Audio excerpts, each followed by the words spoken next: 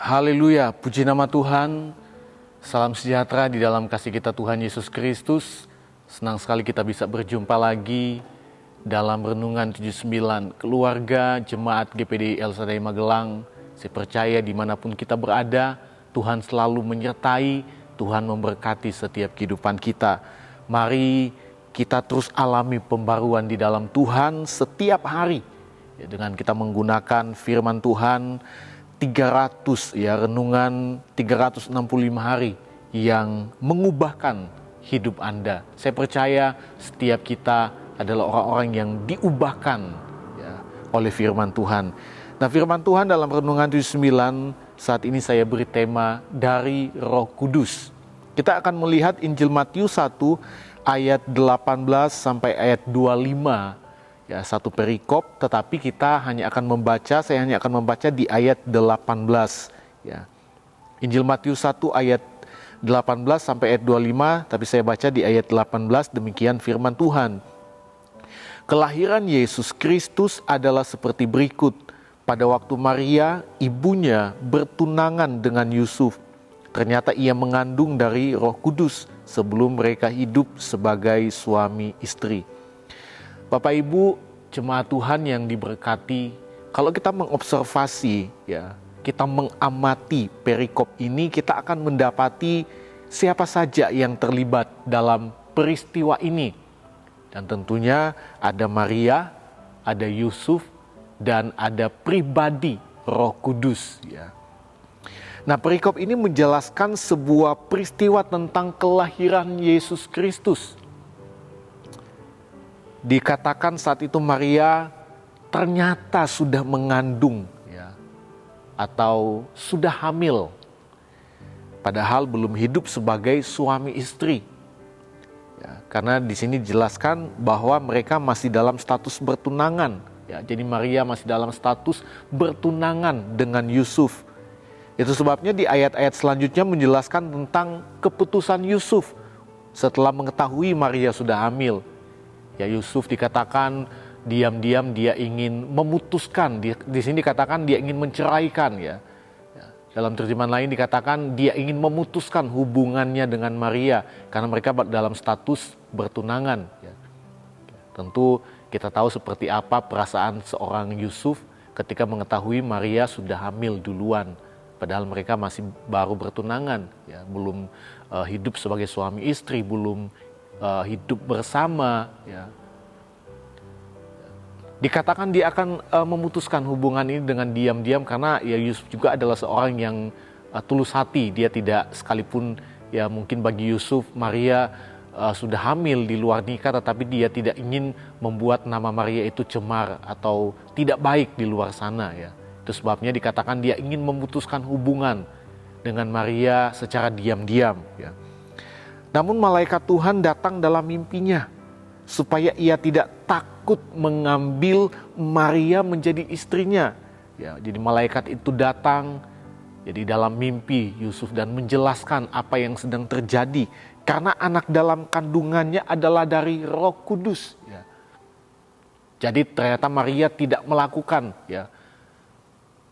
selingkuh dengan pria yang lain, tidak tetapi dia hamil, dia sedang mengandung karena pekerjaan kuasa Roh Kudus.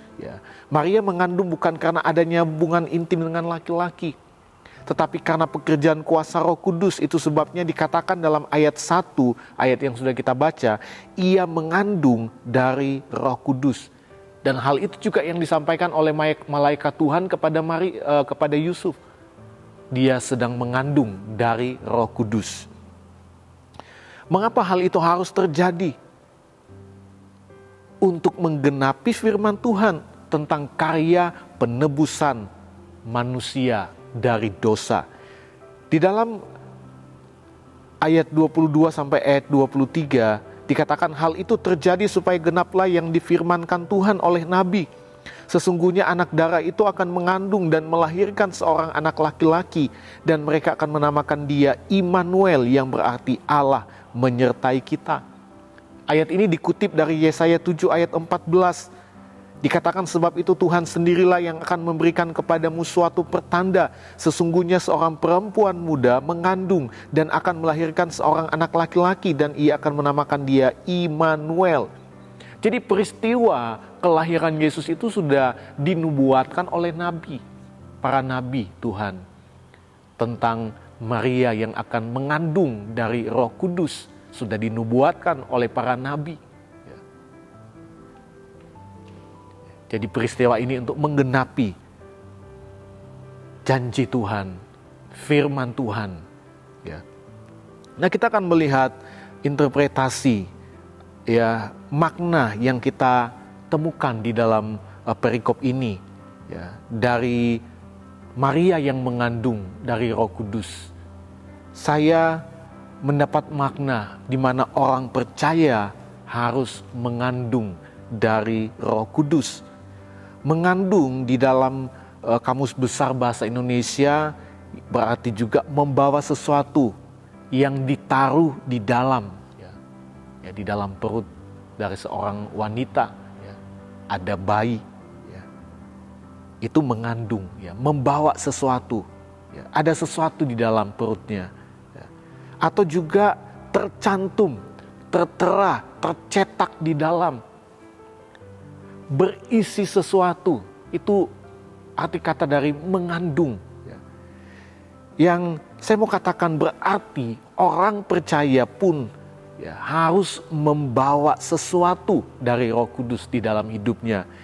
Di dalam dirinya harus tercantum, di dalam diri orang percaya harus tercetak, ya, harus berisi sesuatu dari siapa? Dari Roh Kudus.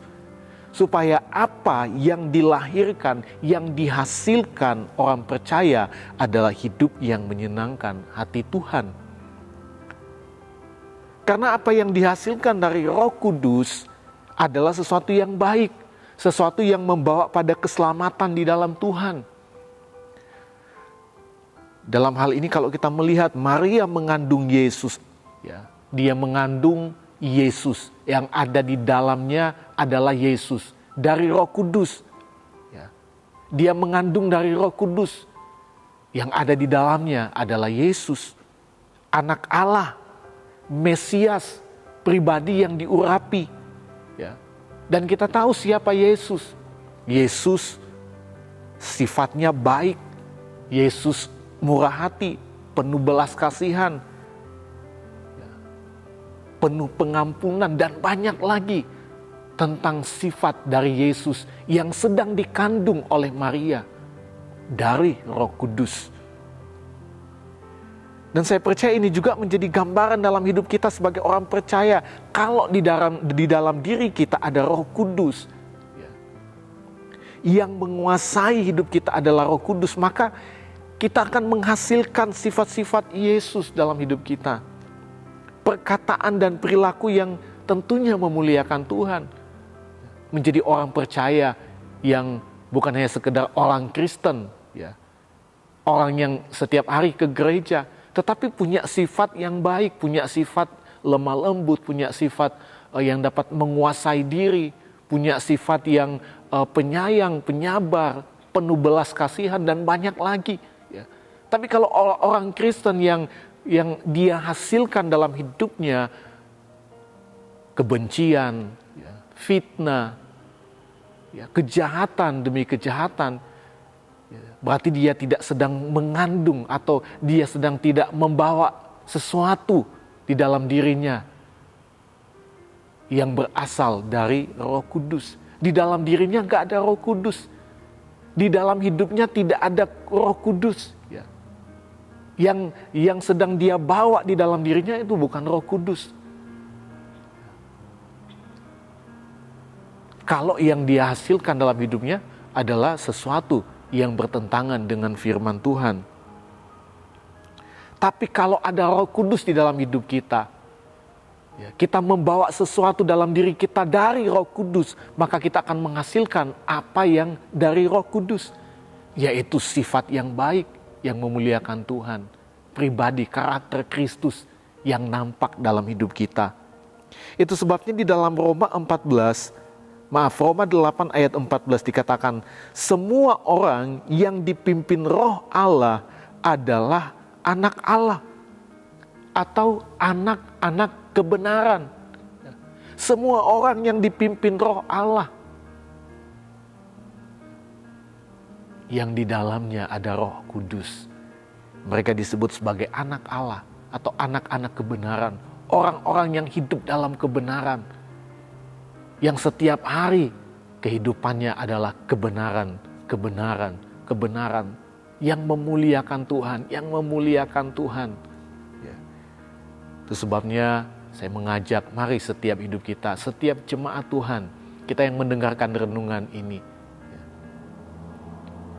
Kalau di dalam hidup kita masih menghasilkan hal-hal yang buruk, ya, kita mau minta Roh Kudus penuhi kehidupan saya. Kita minta Tuhan pimpin hidup saya dengan Roh Kudus-Mu. Supaya apa? Supaya yang kita hasilkan adalah perkara-perkara yang baik, yang memuliakan Tuhan. Sebab itu yang Tuhan inginkan. Kita harus mengandung dari Roh Kudus. Bawa sesuatu dalam dirimu dari Roh Kudus. Apa yang ada di dalam dirimu dari Roh Kudus. Nah, kita akan melihat, ya, aplikasi yang harus kita terapkan di dalam hidup kita untuk supaya kita membawa sesuatu dari Roh Kudus dan menghasilkan sesuatu dari Roh Kudus. Ya, apa yang harus kita terapkan? Membangun keintiman dengan Roh Kudus. Bapak Ibu, untuk mengandung, ya, kalau berbicara tentang seorang wanita yang sudah menikah, ya, seorang istri yang setelah menikah dan dia mengandung, ya, kita tahu, ya, karena ada hubungan suami istri tentunya. Ya. Nah, sebagai orang percaya, untuk mengandung, untuk membawa sesuatu, ya, untuk dalam hidup kita ini berisi sesuatu dari Roh Kudus, maka orang percaya harus membangun keintiman dengan Roh Kudus. Ada kehidupan yang intim dengan Roh Kudus, ada hubungan dengan Roh Kudus. Keintiman dalam persekutuan dengan Roh Kudus, ya, dalam pujian, penyembahan. Ya, itu sebabnya hamba Tuhan mengajak setiap jemaat Tuhan, mari kita membangun keintiman dengan Roh Kudus dalam pujian dan penyembahan. Puji Tuhan, sembah Tuhan, ya. Dengan nyanyian, ya, kita menyembah Tuhan, kita menikmati hadirat Tuhan, kita menikmati urapan Roh Kudus itu dalam hidup kita. Setiap hari kita mengalami hal itu. Saya percaya, ya, ada sesuatu yang kita lahirkan nantinya.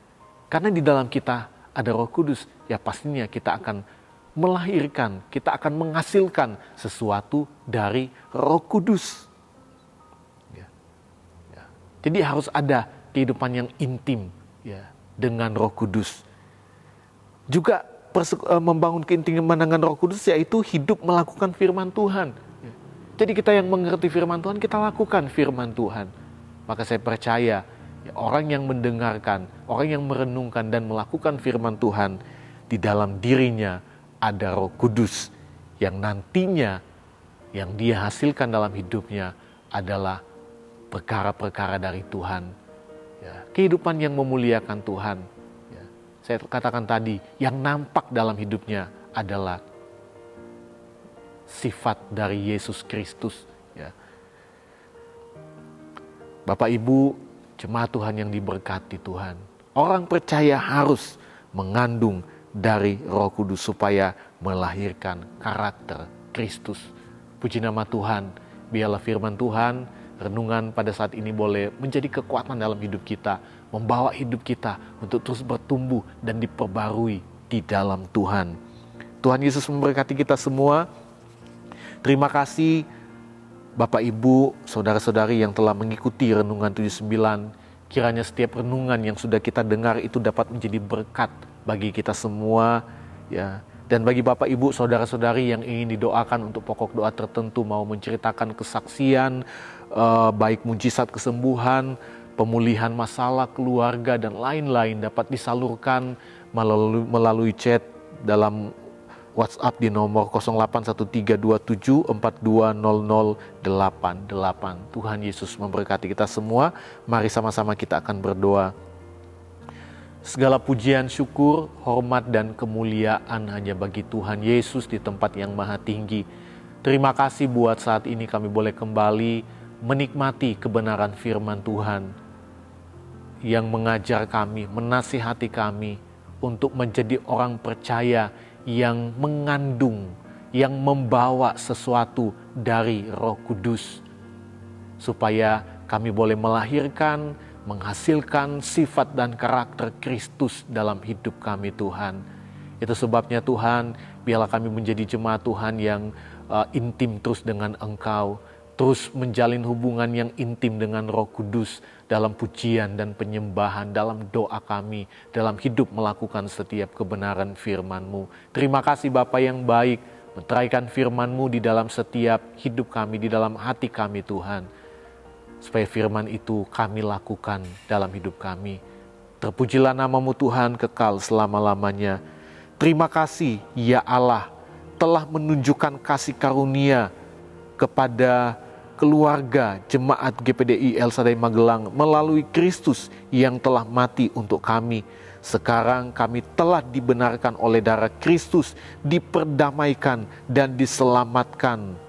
Kami bermegah dalam Allah oleh Yesus Kristus. Kami berdoa dan mengucap syukur. Haleluya. Amin.